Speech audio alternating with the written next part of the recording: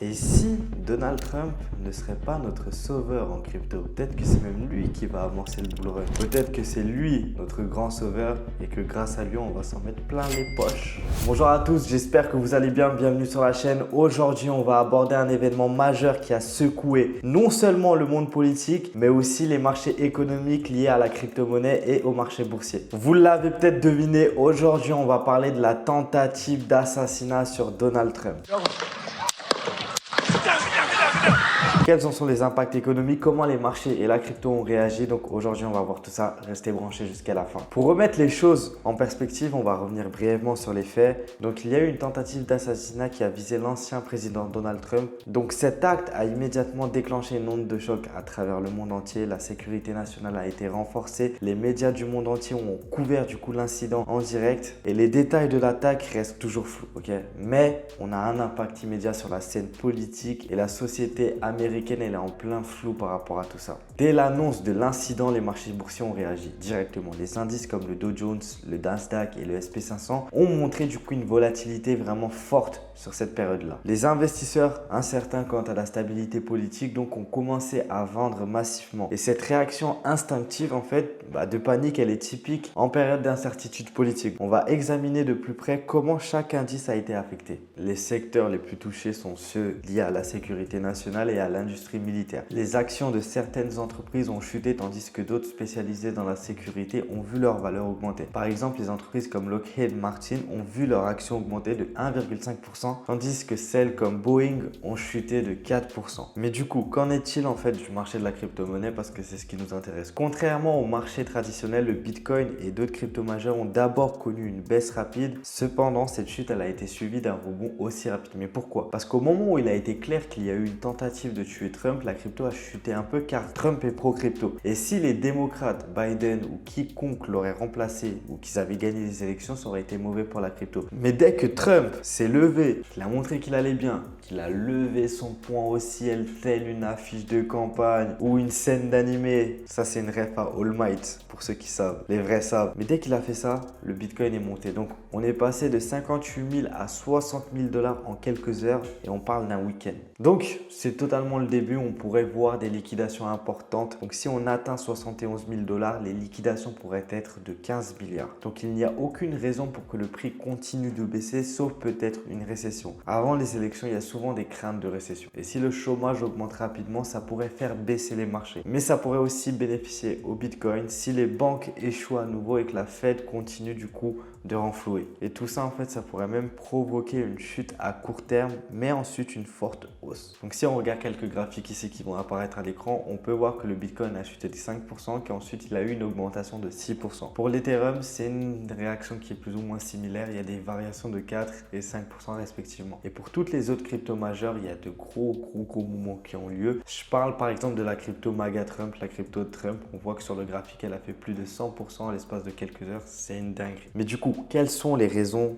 de tous ces mouvements? Donc déjà, la panique explique la légère chute, mais ensuite, on voit que le Bitcoin, ça c'est vraiment considéré comme une valeur qui est refuge, notamment en termes de crise politique, d'où l'augmentation rapide juste après la baisse. Et avec tout ça, on a récupéré quelques informations. Les investisseurs en crypto nous ont donné une première indication de l'issue possible des élections, faisant grimper le prix du Bitcoin samedi soir. Trump est pro-crypto, tandis que même certains partisans de Biden s'opposent à la SEC et à sa gestion de l'industrie. Donc pendant ce temps-là, la Cour suprême a infligé une série de défaites aux régulateurs, donnant potentiellement à Trump et à ses alliés républicains au Congrès une plus grande liberté pour déréguler tout ça. Ça pourrait également ouvrir la porte à davantage de fusions et d'acquisitions si les régulateurs deviennent moins sceptiques quant à la consolidation de l'industrie. Et avec ça, en fait, on voit toute une nouvelle tendance qui apparaît grâce aux géants de la tech, avec toutes les nouvelles startups liées à l'intelligence artificielle pour avoir du coup à éviter un examen réglementaire. Les analystes ont noté que la performance du SP500 depuis mars a été positivement corrélée avec les perspectives de victoire victoire de Trump. Et donc cette relation elle semble être davantage motivée par le désir d'un résultat clair que par de réelles propositions politiques. Et ce qu'il faut comprendre, c'est qu'avant mars, la performance du marché elle était positivement corrélée avec la probabilité de victoire de Biden. Donc on peut le voir, la hausse du Bitcoin. Et donc cette relation favorise aussi les actions, le Bitcoin et le dollar américain par rapport aux obligations et d'autres valeurs refuges. Et ça, c'est une déclaration de Bob Elliott, qui est le directeur des investissements chez Unlimited Fund,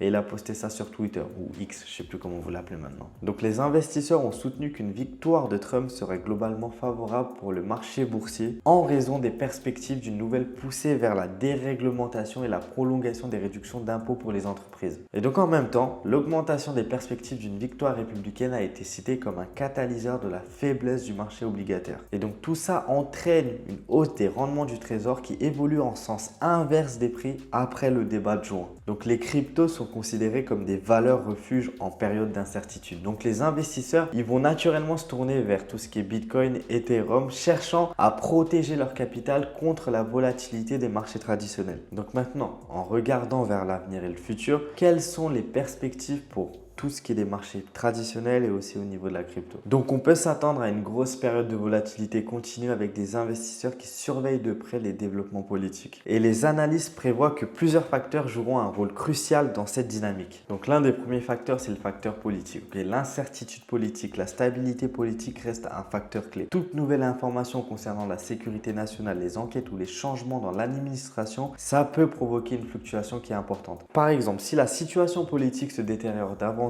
on pourrait voir une nouvelle chute des indices de 2 à 3%. Donc au niveau des élections, les prochaines élections ainsi que les décisions des candidats potentiels pourraient influencer la confiance des investisseurs. C'est-à-dire que les marchés pourraient réagir positivement ou négativement en fonction des sondages et des débats politiques. Et là maintenant, on va parler un peu plus des facteurs économiques, notamment de la politique monétaire. Les décisions de la Réserve fédérale concernant les taux d'intérêt joueront un rôle crucial. Une augmentation des taux pourrait entraîner une baisse des actions de 1 à 2%, tandis qu'une diminution pourrait stimuler une hausse similaire. Et donc en fait, le facteur des données économiques, c'est super important parce qu'il y aura des chiffres qui seront surveillés de près. Je parle par exemple des chiffres de l'emploi, de la croissance du PIB et de l'inflation. Des résultats meilleurs que prévus, ça pourrait stabiliser les marchés, alors que des résultats décevants, ça pourrait augmenter du coup la volatilité. Concernant les crypto-monnaies, les perspectives en fait, elles sont vraiment intéressantes. Le marché de la crypto, il est connu pour sa volatilité, ça on le sait, mais certains facteurs spécifiques pourraient jouer un rôle déterminant. On va parler par exemple de l'adoption. Par exemple, une adoption institutionnelle accrue pourrait augmenter la valeur du Bitcoin de 10 à 15% sur les prochains mois. Donc les gars, commencez à adopter la crypto s'il vous plaît. Le développement de nouveaux produits financiers comme les ETF par exemple sur les cryptos, et bien ça pourrait attirer beaucoup plus d'investisseurs traditionnels. Et donc il y a aussi d'autres facteurs à prendre en compte, c'est lié à la réglementation. Des réglementations favorables aux cryptos pourraient stimuler le marché. Par exemple, l'adoption des lois claires et favorables, ça pourrait augmenter les cryptos de 15 à 20%. Mais à l'inverse, des réglementations restrictives ou des interdictions dans certains pays, donc ça pourrait causer des baisses et vraiment significatives. Donc actuellement, les analystes continuent de surveiller les tendances et les niveaux de support et de résistance. Mais l'une des choses les plus importantes, ça va être les médias. Les annonces médiatiques et les influenceurs sur les réseaux sociaux jouent un rôle important. Une couverture médiatique positive, ça pourrait augmenter l'intérêt et les prix, tandis qu'une couverture négative, ça pourrait avoir l'effet inverse. Donc maintenant, pour les investisseurs, naviguer dans cette période d'incertitude, ça nécessite une stratégie bien réfléchie. C'est pourquoi il est intéressant de diversifier les investissements entre les actions, les obligations, les matières premières, les crypto-monnaies pour réduire les risques. Par exemple, investir 30% sur des actions, 30% sur les obligations, 30% sur l'or et 30% sur les cryptos